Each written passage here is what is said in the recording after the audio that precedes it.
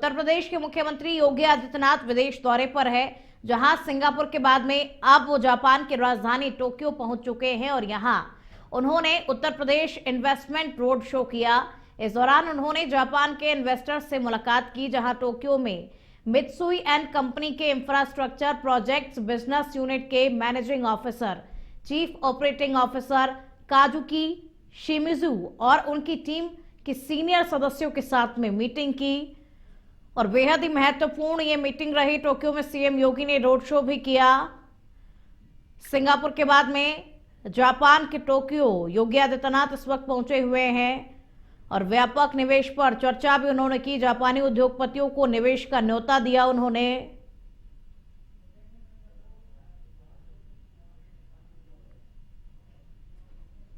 27 ऐसे industrial park develop करने की कार्रवाई प्रारंभ की गई है और मैं आमंत्रित करूंगा जापान के अपने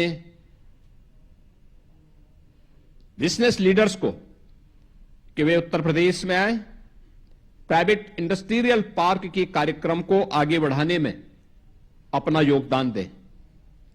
और मुझे बताते हुए प्रसन्नता है कि एयर कनेक्टिविटी में जितनी बड़ी सफलता उत्तर प्रदेश ने प्राप्त की है, पिछले 9 वर्ष के अंदर उत्तर प्रदेश के अंदर 16 डोमेस्टिक, 4 इंटरनेशनल एयरपोर्ट संचालित किए हैं और भारत का सबसे बड़ा international airport Noida international airport बहुत शीघ्र संचालित होने वाला है।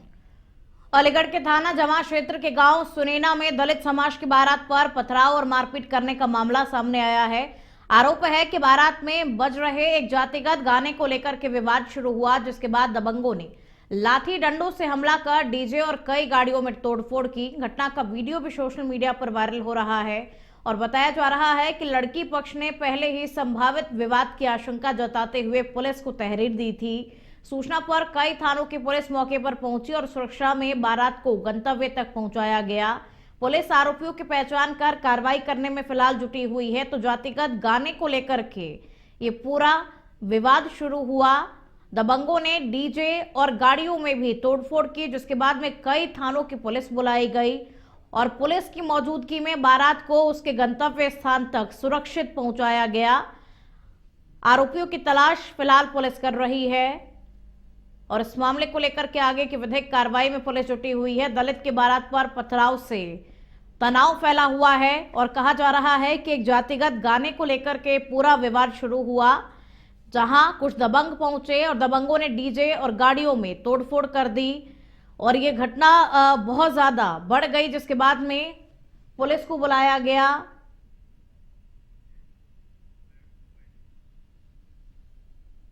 आज दिनांक 24 फरवरी को थाना जमा में देर शाम ग्राम सुनैना से एक सूचना प्राप्त हुई कि एक बारात में एक गाने को लेकर विवाद की स्थिति उत्पन्न हो रही है। सूचना प्राप्त होते ही स्थानीय पुलिस द्वारा जो है सूचना को अटेंड किया गया और मौके पर शांति स्थापित की गई और स्थिति को नियंत्रण में लिया गया। वर्तमान में किसी भी व्यक्ति को कोई चोट या हानि पहुंचने की बात प्रकाश में नहीं आई है।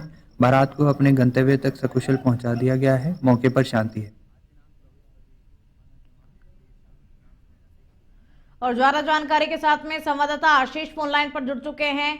आशीष, कब और कैसे ये पूरा घटनाक्रम हुआ?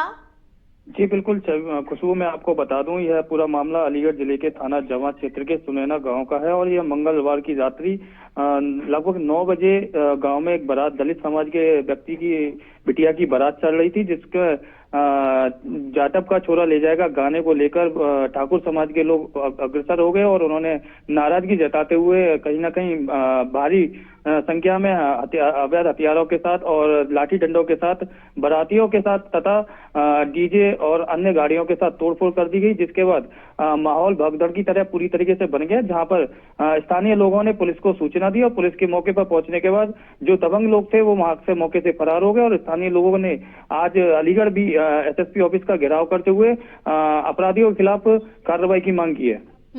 हालांकि देखिए, ये जो दबंग थे जो कि दबंगई करते हुए नजर आ रहे थे, तो इन दबंगों के खिलाफ लड़की वालों को पहले से ही आशंका थी, इसलिए पुलिस को भी सूचित किया गया था। तो कैसे आशंका थी? क्या कुछ को पहले भी पूर्व में कोई मामला हुआ है जिसको लेकर के पहले से आशंका थी?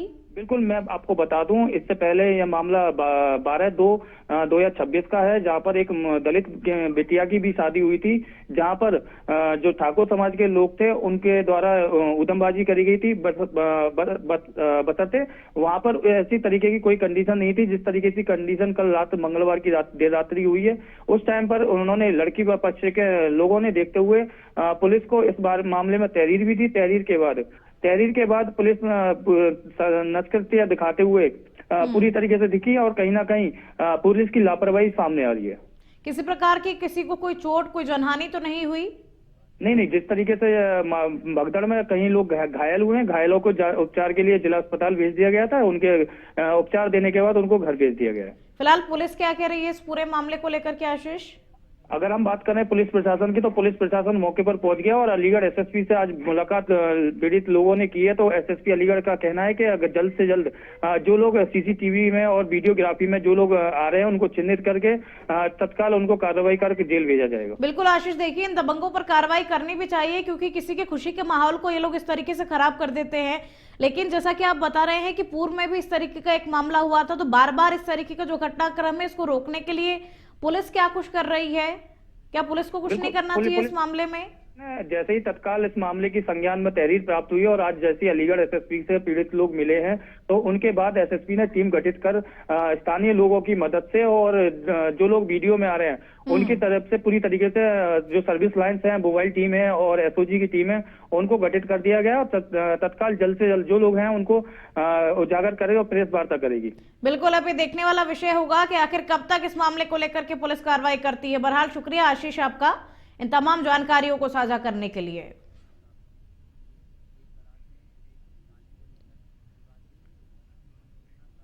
नोएडा के थाना इकोटेक प्रथम क्षेत्र में हुई सनसनीखेज हत्या के मामले में पुलिस और हत्या आरोपी के बीच में मुठभेड़ हो गई।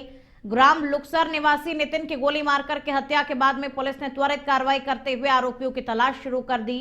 लोकल इंटेलिजेंस की सूचना पर ग्राम पुआरी में घेराबंदी की गई, जहां आरोपी मोनू ने पुलिस पर फायरिंग कर दी। जवाबी कार्रवाई में आरोपी गोली लगने से घायल हो गया और उसके कब्जे से अवैध तमंचा, 2 जिंदा कारतूस और एक खोखा बरामद हुआ। घायल आरोपी को अस्पताल में भर्ती कराया गया है। एडीसीपी सुधीर कुमार ने कार्रवाई की जानकारी दी है।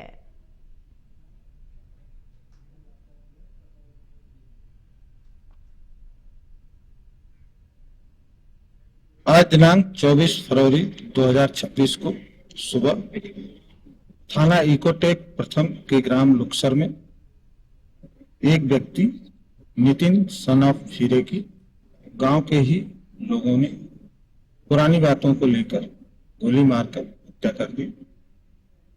पुलिस को सूचना मिलने पर पुलिस ने तत्काल एफआईआर पंजीकृत किया तथा अभियुक्तों की गिरफ्तारी हेतु 4 टीमों का गठन किया गया। और आप खबर सीतापुर से है, जहां अंतर जनपदीय टप्पेबाज गिरोह के 6 शातिर अभियुक्तों को पुलिस ने गिरफ्तार किया है। पुलिस ने करीब 20,200 रुपए नगद, एक अवैध तमंचा, जिंदा कारतूस और वारदात में इस्तेमाल की गई 2 मोटरसाइकिलें बरामद की है। ये कार्रवाई एसपी अंकुर अग्रवाल के निर्देश पर एएसपी उत्तरी आलोक सिंह और सीओ नगर विनय कुमार के नेतृत्व में थाना रामकोट व क्राइम ब्रांच की संयुक्त टीम ने की। आरोपी लिफ्ट देने या मांगने के बहाने राहगीरों को झांसे में लेकर चोरी की वारदात करते थे। सभी को न्यायालय भेजकर आगे की जांच जारी है।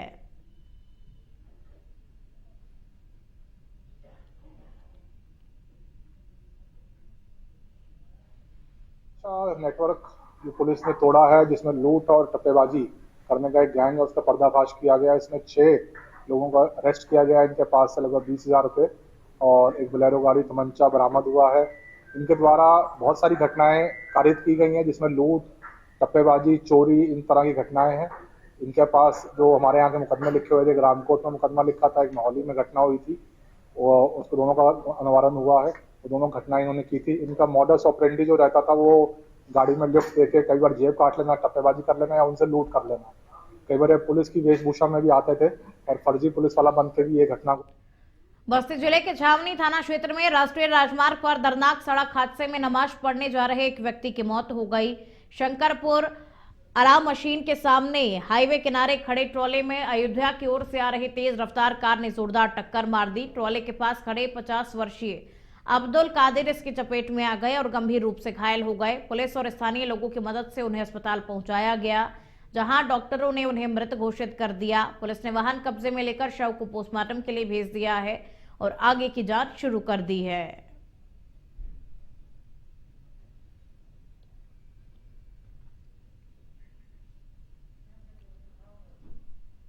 हमीरपुर के राट कोतवाली क्षेत्र में मकान की छत डालते समय मिस्त्री की जान चली गई। चरखारी रोड पावर हाउस के सामने निर्माणाधीन मकान की छत डालते वक्त अधिक दबाव पड़ने से छत का एक हिस्सा अचानक से भरभरा करके गिर गया और हादसे के दौरान छत पर काम कर रहे मिस्त्री अरविंद कुमार मलबे में दब गए और गंभीर रूप से घायल हो गए। सूचना मिलते ही पुलिस और रेस्क्यू टीम मौके पर पहुंची और मलबा हटाकर उन्हें सीएचसी राट भेजा गया, जहां डॉक्टर्स ने उन्हें मृत घोषित कर दिया। वहीं पुलिस ने मामले की जांच शुरू कर दी है।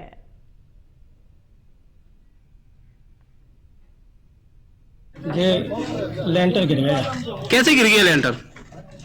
कोई ढोला वगैरह मान लो कार्य जो हो या ढोला जो था टूट गया, ढोला लेंटर का। अच्छा, तो पता नहीं, वो तो मिस्त्री आया देखने तो बोला सही, तो मान लो वो एकदम से जैसे आया तो वो तत्काल गिरा। कितने लोग दबे थे इसमें? वही देखने आया था मान लो, अब और है ही नहीं, और नहीं। कितने लोगों को चोटें आई हैं? नहीं और किस। चंदौली के बाबूरी थाना क्षेत्र में देर रात एक बड़ा हादसा होते होते टल गया, जब बारात लेकर जा रही दूल्हे की लग्जरी कार अनियंत्रित होकर के सड़क किनारे बने पोखरे में पलट गई। कार में दूल्हे समेत 6 लोग सवार थे और बताया जा रहा है कि वाहन तेज रफ्तार में था और चालक के नशे में होने की आशंका भी है। हादसे के बाद दूल्हे ने शीशा तोड़कर बाहर निकल कर के जान बचाई, जबकि ग्रामीणों ने अन्य लोगों को सुरक्षित बाहर निकाला। सभी लोग सुरक्षित हैं, कुछ को हल्की चोटें आई हैं और पुलिस इस मामले में जांच पड़ताल कर रही है।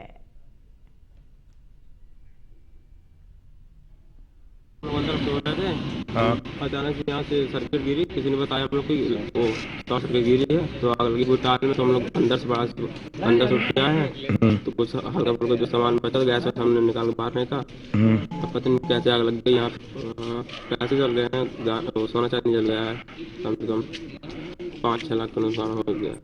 हमीरपुर जिले के कस्बा विम्बार में शॉर्ट सर्किट के चलते भीषण आग लगने से हड़कंप मच गया। आग ने देखते ही देखते 3 दुकानों को अपनी चपेट में ले लिया, जिससे लाखों रुपए का सामान जल करके खाक हो गया। घटना की सूचना मिलते ही पुलिस और फायर ब्रिगेड और स्थानीय लोग मौके पर पहुंचे। कड़ी मशक्कत के बाद में आग पर काबू पाया जा सका। गनीमत रही कि इस हादसे में कोई जनहानि नहीं हुई। फिलहाल पुलिस पूरे मामले की जांच कर रही है।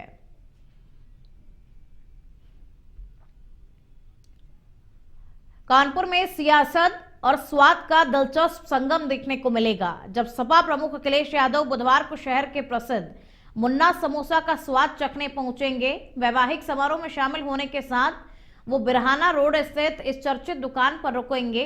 1973 से शुरू हुआ मुन्ना समोसा अपने खास हींग वाले मसाले और विविध वैरायटी के लिए मशहूर है और 3 पीढ़ियां कारोबार संभाल रही है। 12 फरवरी को किया गया वादा अब पूरा होने जा रहा है। अखिलेश के आगमन से दुकान पर भीड़ और उत्साह बढ़ने की उम्मीद भी जताई जा rही है और वहीं दुकानदारों ने कहा कि उनका स्वागत सभी के लिए समान है।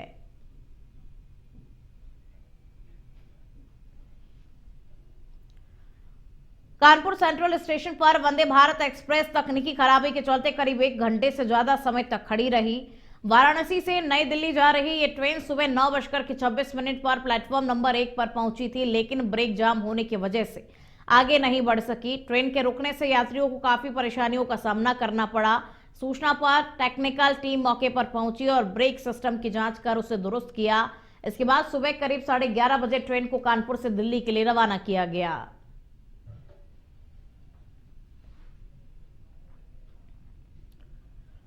हमीरपुर जनपद में शादी की पहली रात ही दूल्हा दुल्हन के रिश्ते में दरार आ गई। गोहान से रात आई नवविवाहिता ने पति के साथ रहने से इनकार करते हुए कहा कि वो किसी और से प्रेम करती है और परिवार वालों ने मारपीट कर जबरन उसकी शादी कराई है। वहीं दूल्हे का कहना है कि अगर आप पहले बता देती तो इतनी बदनामी नहीं होती और मामला बढ़ने पर दोनों पक्ष राट कोतवाली पहुंचे। अब पुलिस की मौजूदगी में दोनों परिवारों की सहमति से इस समस्या का समाधान निकालने की कोशिश की जा रही है।